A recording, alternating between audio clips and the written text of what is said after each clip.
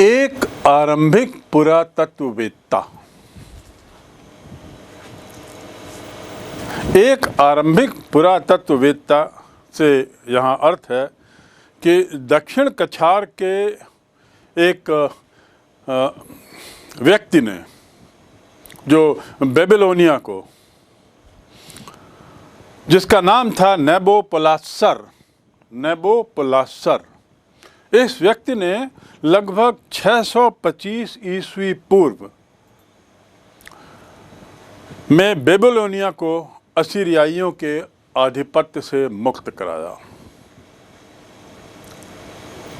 मैं पुनः दोहरा दूं, व्यक्ति का नाम नेबोपोलासर, उसने 625 ईस्वी पूर्व यानी आज से लगभग 2700 वर्ष पूर्व, आज से उसने बेबीलोनिया को असीरियाई चंगुल से, असीरियाइयों के आधिपत्य से मुक्त कराया और उनके उत्तराधिकारियों ने कई मंदिरों का निर्माण किया, उसका विस्तार किया और क्षेत्र का भी बड़ा विस्तार किया।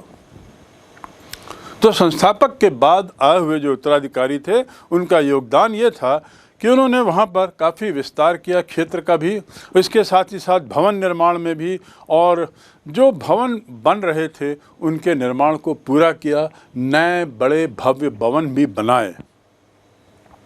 तब से लेकर यानी 625 से लेकर 539 ईस्वी पूर्व तक ईरान के एक्केमेडिक लोगों द्वारा विजित किए जाने तक, क्योंकि इसके बाद ईरान से एक ट्राइब आई और उन्होंने हमला किया, जिनका जो ट्राइब का नाम था एक्केमेनिड।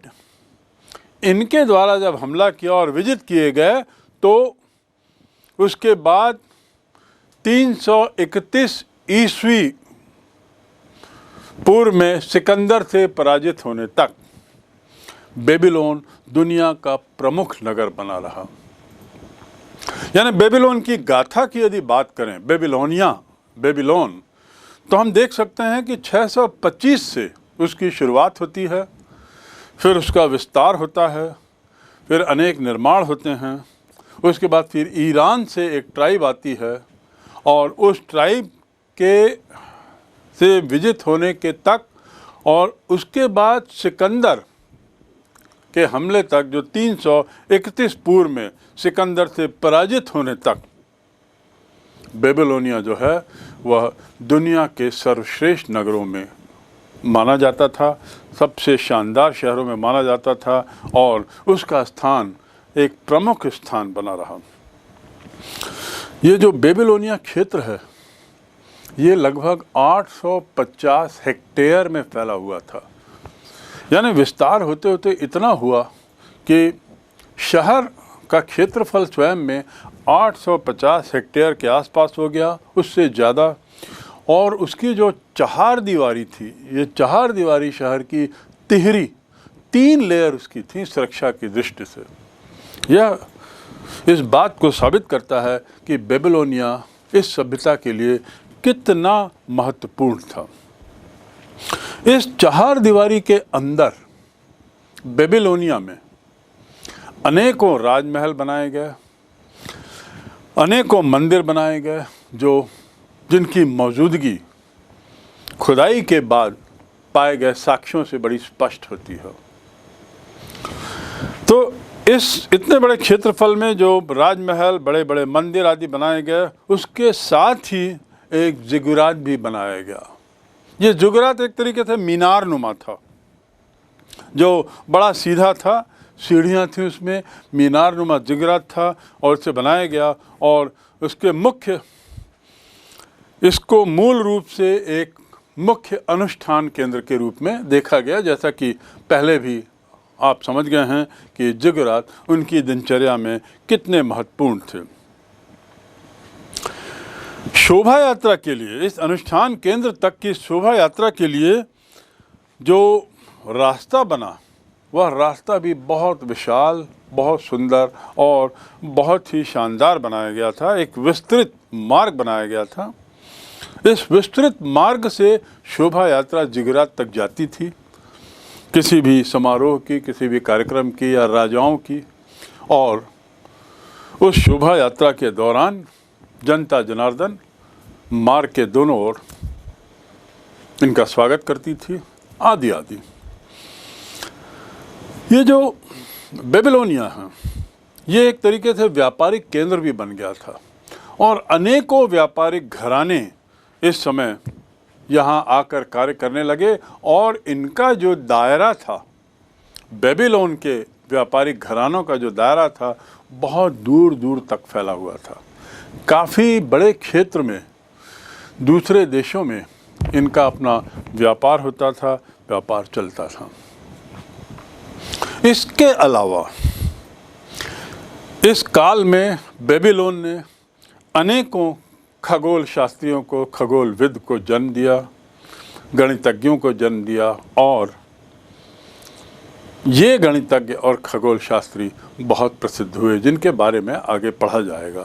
पर आपको ये जानना चाहिए कि कुल मिलाकर बेबीलोन का जो माहौल था, जो वहाँ का वातावरण था, वह इन सब के विकास के लिए बड़ा ही सक्षम था, बड़ा ही कहना चाहिए सरल था। और ये संभावना सदैव बनी रहती थी कि इस तरीके का आर्थिक विकास, धार्मिक विकास, बौद्धिक विकास और साथ ही वैज्ञानिक विकास, गणितज्ञ और खगोल शास्त्री, ऐसा होता रहे। भवन निर्माण में तो निश्चित रूप से बेबीलोन विश्व प्रसिद्ध धरोहर है आज भी। नेबोनिडस स्वतंत्र बेबीलोन का आखिरी शासक था।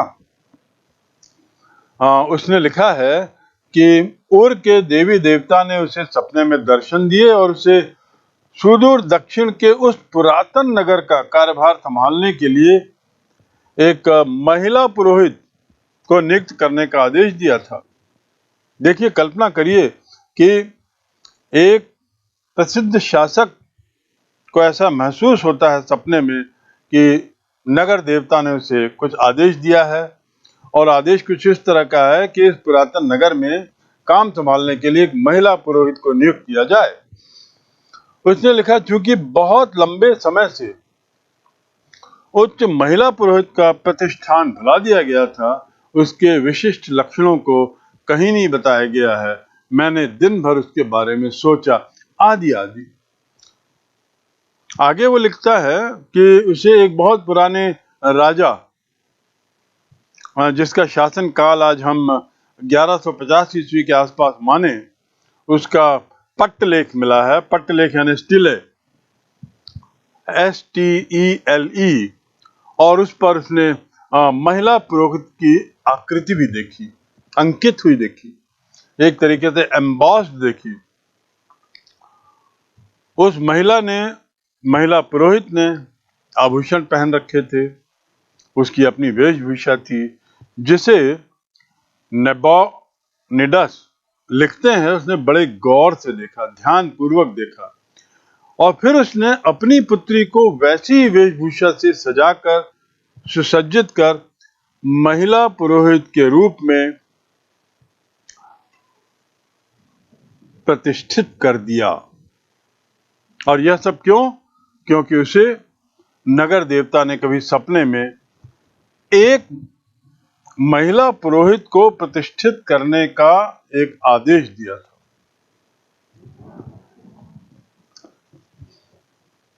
अच्छा, नेबोनिडस को लेकर कई किस्से प्रचलित हैं। उसमें से एक किस्सा ये भी है कि नेबोनिडस राजा के पास किसी एक अन्य अवसर पर एक आदमी आया। वो आदमी अपने साथ एक टूटी मूर्ति लाया हुआ था। नेबोनिडस नाम के जो प्रसिद्ध राजा थे, उनके पास एक टूटी मूर्ति लाया और उस मूर्ति का धड़ निकला हुआ था, लेकिन उस पर अक्कड़ के राजा सारगौन का नाम खुदा था। राजा का नाम क्या था? सारगौन। और वो अक्कड़ सभ्यता के राजा थे, साम्राज्य के राजा थे, उनका नाम खुदा हुआ था। मूर्ति का धड़ निकला हुआ था और उसको लाया और उसको उसने नेबोनिडस के सामने रखा। ये जो खारगोन राजा है, इसके बारे में नेबोनिडस और तत्कालीन समाज के सब जो बुद्धिजीवी लोग थे वो उसके बारे में जानते थे कि यह एक प्रसिद्ध शासक रहा है जिसने करीब 2370 ईस्वी में शासन भी किया है। ये जानकारी नेबोनिडस को थी। तो जब उसने उस पट्टिका को देखा और उस मूर्ति को जो विखंडित हो चुकी थी, इसका सिर अलग हो चुका था, तो उसने कहा कि महसूस किया कि ये मूर्ति बहुत अहम है, बहुत महत्वपूर्ण है और एक अच्छे शासक की है, इसलिए उसने उसको मरम्मत करने का जिम्मा उठाया। और उसने एक जगह नेबोनिडस ने लिखा है, अपने भाषा में उसने लिखा है कि देवताओं के प्रति भक्ति और राजा के प्रति अपनी निष्ठा के कारण, कितनी अच्छी बात लिखी देखिए, कि देवताओं के प्रति अपनी भक्ति और राजाओं के प्रति अपनी निष्ठा के कारण मैंने कुशल शिल्पियों को बुलाकर इस खंडित सिर को बदलवा दिया है।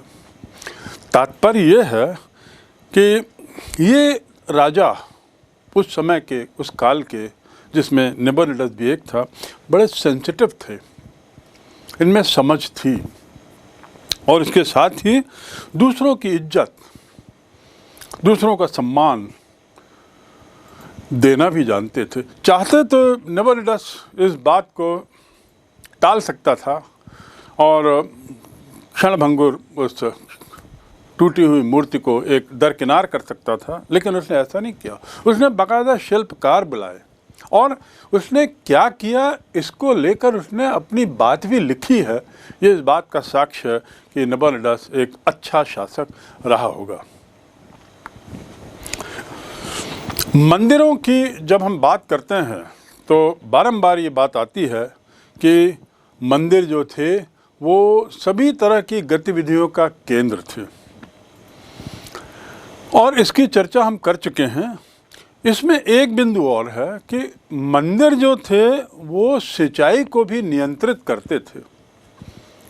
मंदिर के अधिकारी सिंचाई से निकलने वाले पानी को भी नियंत्रित करते थे, यह उनका एक अतिरिक्त कार्य हुआ करता था। सिंचाई कार्यों में इन मंदिरों की बड़ी विशिष्ट भूमिका होती थी। दक्षिण मेसोपोटामिया, वहाँ जो अच्छी फसल होती थी उसके लिए कुछ नहीं बल्कि समुचित सिंचाई व्यवस्था ही जिम्मेदार थी। वैसे तो दक्षिण मेसोपोटामिया का जो क्षेत्र था वो कुछ चीज़ों के लिए बड़ा बदनाम था, जैसे पत्थर वहाँ उपलब्ध नहीं थे, वहाँ अन्य कुछ चीज़ें उपलब्ध नहीं थी, अन्य संसाधन नहीं थे, लेकिन फसल बड़ी अच्छी थी और इसकी व्यवस्थापन का कार्य मंदिर के लोग करते थे। वहाँ पे उन्होंने बड़ा ध्यान रखा कि दक्षिण मेसोपोटामिया में फसल अच्छी हो और उसके लिए सिंचाई की समुचित व्यवस्था हो। साथ ही साथ नहरें भी बनाई गई और इन नहरों को आवश्यकतानुसार विभिन्न क्षेत्रों में फैलाया गया। इसमें से जो पानी जाता था, इस पानी को रेगुलेट करने का काम मंदिर के अधिकारी करते थे, खेतों पर पानी पहुंचाने का काम, और इस बात का ध्यान रखते थे कि ये पानी व्यर्थ न जाए, साथ ही साथ सूखा न पड़ जाए। तो इस प्रकार हम कह सकते हैं कि मंदिरों का सिंचाई व्यवस्था में भी एक बहुत अहम कार्य था।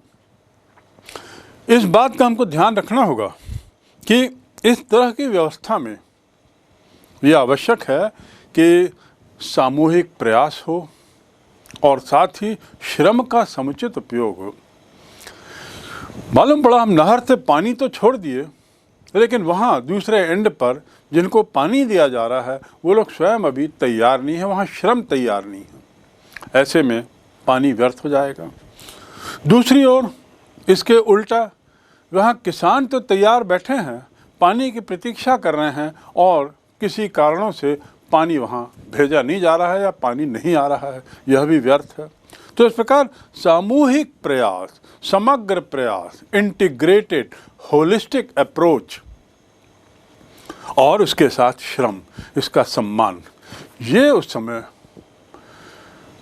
बखूबी इस बात का ध्यान रखा जाता था और इसकी आवश्यकता को महसूस किया जाता था। एक प्रसिद्ध इतिहासकार रॉबर्ट एडम्स लिखते हैं कि सिंचाई के पानी का वितरण मंदिर के अधिकारियों द्वारा होता था। कब कौन सा पानी कितना भेजा जाए, इसकी व्यवस्थापन की जिम्मेदारी मंदिर के अधिकारियों की थी और मंदिर की देखरेख के काम के लिए जो आवश्यक श्रम शक्ति लगती थी वह भी बड़ी संगठित तरीके से की जाती थी, ऐसा रॉबर्ट एडम्स ने लिखा है। तत्कालीन सभ्यता को लेकर भूमि उपजाऊ थी, लेकिन उत्पादन ऐसा कुछ निश्चित नहीं था। कम ज़्यादा उतार चढ़ाव होता रहता था। कृषि संकटों से घिरे रहते थे। कई तरह की दिक्कतें आती थी, चाहे नदी की बाढ़, चाहे मौसम बदलाव, चाहे अकाल या कीड़ों का आना। फरात नदी कभी कभी फसलों को पानी से भर देती और कभी खेत सूखे भी रह जाते थे। तो यानी मौसम की मार का असर उस समय भी स्पष्ट रूप से दिखता था और भूमि की उपजाऊ होते हुए भी कई बार दिक्कतों का सामना करना पड़ा। नीचे के जो गांव थे उनमें पानी बहुत कम पहुंचता था और परिणाम क्या होता था कि इन नीचे के गांव में पानी को लेकर जब तब झगड़े होते रहते थे और झगड़ों में जीतने पर मुखिया सारा सामान अपने साथियों को बांट देता था। ये एक बड़ी अजीब परंपरा थी। उपज का एक हिस्सा देवी देवताओं पर चढ़ता था और जैसा पहले बताया, पुजारियों का उपज पर काफी नियंत्रण होता था। उपज का एक हिस्सा सैन्य वर्ग को दिया जाता था। ये पुजारी जो थे ये इसी उपज के बल पर अपनी आय को मजबूत करते थे और मात्र आर्थिक आय नहीं बल्कि अपना सामाजिक स्तर भी मजबूत करते थे। इसी तरह अतिरिक्त उपज, सिंचाई की आर्थिक क्रियाकलाप से ये राजनीतिक शक्ति अपने हाथों में केंद्रित करते रखते थे। ये इन पुजारियों का एक बहुत अहम गुण था कि आर्थिक क्रियाकलाप और साथ ही राजनीतिक शक्ति दोनों को अपने तक बांध के रखना, अपने तक केंद्रित रखना। राज्य गठन के विभिन्न तत्व जैसे विधि, बंधुत्व, नौकरशाही, सेना, ये सब मंदिरों से संबंध थे। सबका संबंध मंदिरों से था। यानी पूरा राज्य जो है वह मंदिर केंद्रित होता था। पूरा शासन मंदिर केंद्रित होता था। मंदिर किसी राज्य की सभी गतिविधियों की धुरी थी और मंदिरों की बढ़ती शक्ति में सुमेरिया राज्य के निर्माण में सहयोग किया और परिणाम क्या हुआ कि राजनीतिक सत्ता मंदिरों से अलग होकर अब राजमहल में केंद्रित हो गई। तो ये एक समय के साथ साथ हम परिवर्तन देखते हैं।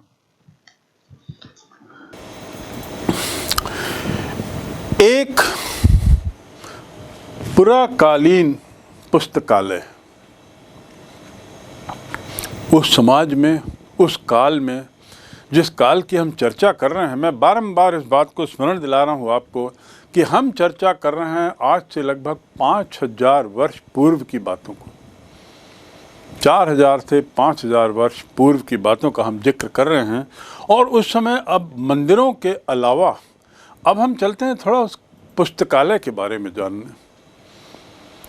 ये उस समय भी, उस समय के राजा, उस समय के विद्वानगण पुस्तकालय की कल्पना से वाकिफ थे और उनके पास पुस्तकालय होता था। एक तरीके से लौह काल था, लौह युग था। और लौह युग में उत्तरी प्रदेशों के असीरियाई लोगों ने एक जब साम्राज्य की स्थापना की वहाँ पर, तो जो लगभग 720 से 610 ईस्वी पूर्व, 720 ईस्वी पूर्व से 610 ईस्वी पूर्व तक के काल की बात कर रहे हैं, तो उस समय ये जो साम्राज्य था असीरियाई अपने उत्तुंग शिखर पर था, अपने चरमोत्कर्ष पर था। इसका सर्वश्रेष्ठ काल यही 720-610 ईस्वी माना जा सकता है। और ये जो साम्राज्य था असीरियाइयों का, ये इजिप्ट, मिस्र तक फैला हुआ था, यानी काफ़ी विस्तार हो चुका था। और राज्य अर्थव्यवस्था उन दिनों बिल्कुल लूट मार की हो चली थी। उसके अलावा लूट मार का अर्थ ये हुआ कि जो अधीनस्थ कर्मचारी थे, जो अधीनस्थ लोग थे, प्रजाजन के लोग, उन पर दबाव बनाकर बहुत सारी चीज़ें उनसे ली जाती थी, और यही लूट मार कह सकते हैं। बहुत सारी चीज़ों से अर्थ है, जैसे खाद्यान्न, इसके अलावा आभूषण आदि आदि। प्रजाजनों को दबाए रखना, उन पर अपना वर्चस्व बनाए रखना, ये एक परंपरा हो चली थी। जब विकास होता है और विकास अपनी चरम सीमा पर पहुंचता है, उसके बाद ह्रास होता है, गिरावट आती है, और उस काल में ये सब बुराइयां दिखने लगती हैं जिसकी चर्चा अब हम कर रहे हैं। और उसी में ये लूट मार वाली बात, पशुधन, साथ ही धातु, शिल्प के सामान, ये एक तरीके से बेगार और नजराना के रूप में लिया जाता था, दबाव बनाकर सामान्य जनता से। बड़े बड़े असीरियाई शासक जो बाहर से आकर यहाँ बसे थे, ये शासक बेबीलोनिया को उच्च संस्कृति का केंद्र मानते थे, और इसी उच्च संस्कृति के केंद्र का ये हश्र होता था कि जहाँ पर हम इस तरह की बुराइयाँ भी देखने लगे। लेकिन ये तय है कि जब बेबीलोनिया अपने चरमोत्कर्ष पर था, तो वहाँ पर वह एक अपने तरीके का एक अनोखा शहर था, एक बहुत समृद्ध, मानसिक रूप से, बौद्धिक रूप से, सांस्कृतिक रूप से एक बहुत समृद्ध शहर था। सो लौह युग, लूट मार, शहर की समृद्धता, साम्राज्य का विस्तारित क्षेत्रफल, उसके साथ वहाँ पर पुस्तकालय की बात। इनमें से एक आखिरी राजा अशुरबनीपाल, जो 668 ईस्वी पूर्व से 627 ईस्वी पूर्व तक शासन किया, उसने उत्तर में स्थित अपनी राजधानी निवेह में एक विशाल काय पुस्तकालय की स्थापना की। पुस्तकों का अंबार लगा दिया, और उस पुस्तकालय में विभिन्न विषयों की पुस्तकें थी, जैसे इतिहास, महाकाव्य, शकुन साहित्य, ज्योतिष विद्या, स्तुतियां और कविताओं की पट्टियां। इन सबको उसने इकट्ठा करने का बहुत प्रयास किया अशुरबनीपाल ने, और उसमें काफी हद तक सफल भी रहा। अपने लिपकों को, जो लोग उसका कार्य करते थे लिखने का, उसको उसने तो दक्षिण में भेजा ताकि वो पुरानी पट्टिकाओं का पता लगाएं, उसकी खोजबीन करें और उसको इकट्ठा करें, क्योंकि उसका मानना था कि दक्षिण में लिपिकों को विद्यालयों में पढ़ना लिखना सिखाया जाता था, और जहां उन्हें दर्जनों की संख्या में पट्टिकाओं की नकलें तैयार करने के लिए काम दिया जाता था। इसलिए पूरी संभावना है कि इस क्षेत्र में बहुत पट्टिकाओं का भंडार मिलेगा, और ये हमारे काम आएगी। बेबीलोनिया में भी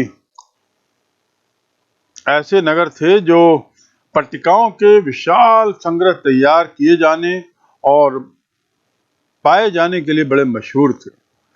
दूसरे शब्दों में, पट्टिकाओं का बड़ा अहम रोल था, और पट्टिकाएं बड़ी मात्रा में बनाई जाती थी, बड़ी मात्रा में संकलित की जाती थी।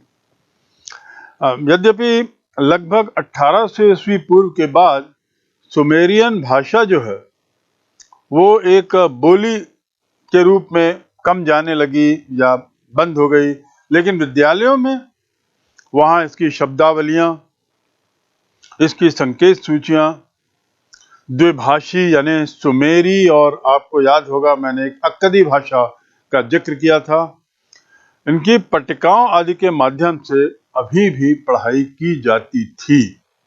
सामान्य बोलचाल में भले ये भाषा लुप्त प्राय हो चली थी, लेकिन अध्ययन अध्यापन के क्षेत्र में ये भाषा अभी भी प्रचलित थी। इसीलिए 650 ईस्वी पूर्व में भी और 2000 ईस्वी पूर्व तक पुरानी कीलाकार अक्षरों में लिखी पट्टिकाएं पढ़ी और समझी जा सकती थीं, और अशुरबनिपाल के जो आदमी थे, उसके जो अधिकारी थे, उसके मातहत जो काम करते थे, वे इन पुरानी पट्टिकाओं और उनकी प्रतिक्रियाओं को कहाँ खोजा और प्राप्त किया जा सकता है ये जानते थे, इससे वाकिफ थे। एक तरीके से उनका एक अंदाज था कि ये जो प्रतिकृतियां हैं और पट्टिकाएं हैं ये कहाँ मिल सकती हैं, इनकी संभावनाएं कहाँ हैं, इसको पता लगाने में ये लोग निपुण थे।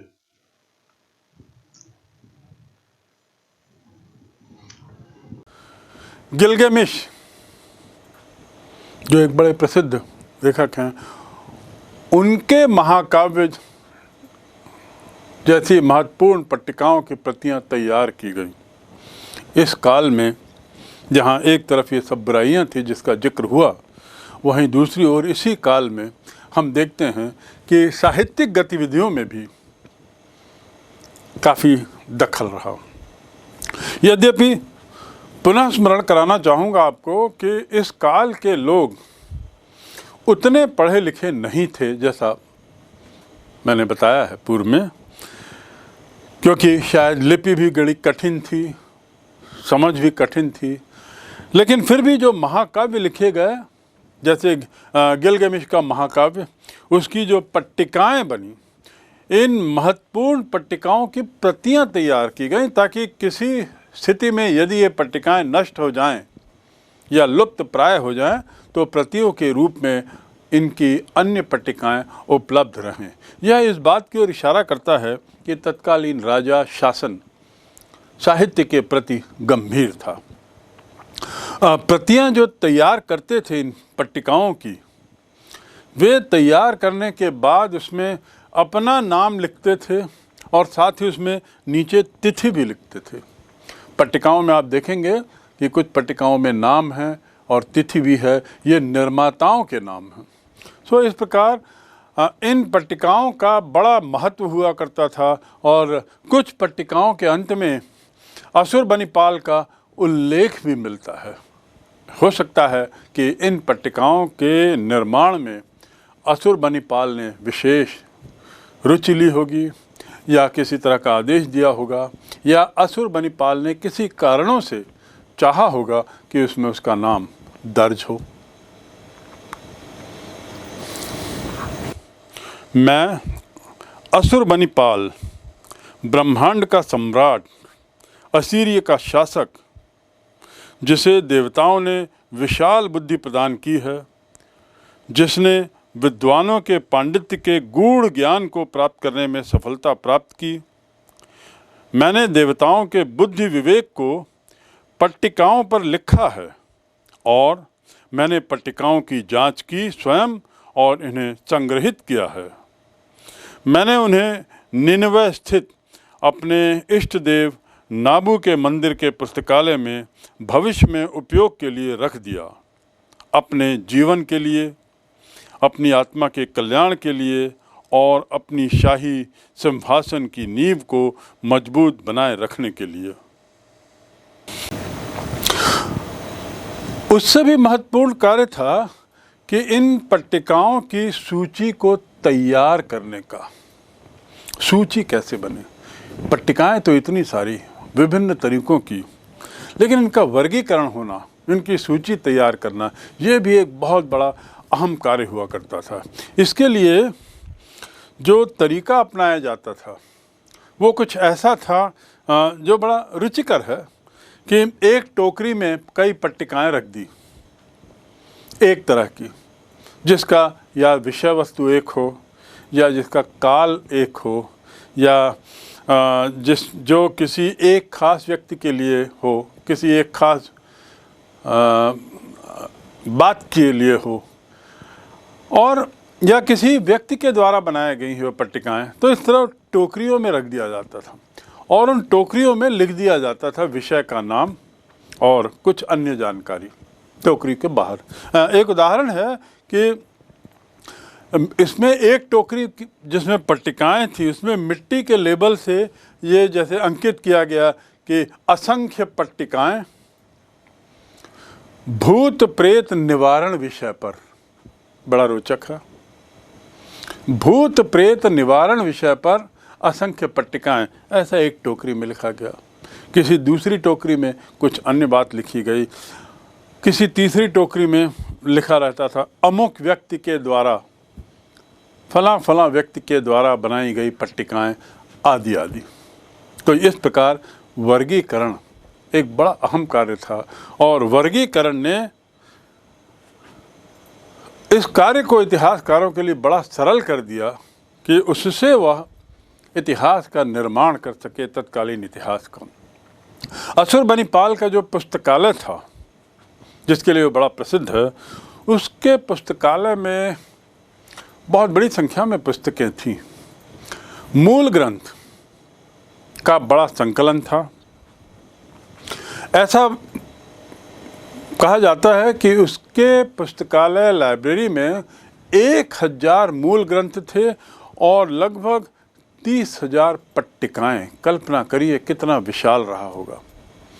30,000 पट्टिकाओं का वर्गीकरण करके उनको अपने पुस्तकालय में समायोजित करना और उचित स्थान देना, और इसके साथ ही 1000 मूल ग्रंथ, इनका विषयानुसार वर्गीकरण करके उसने अपने पुस्तकालय में रखा था। असुरबनीपाल इसलिए भी बड़ा प्रसिद्ध हुआ।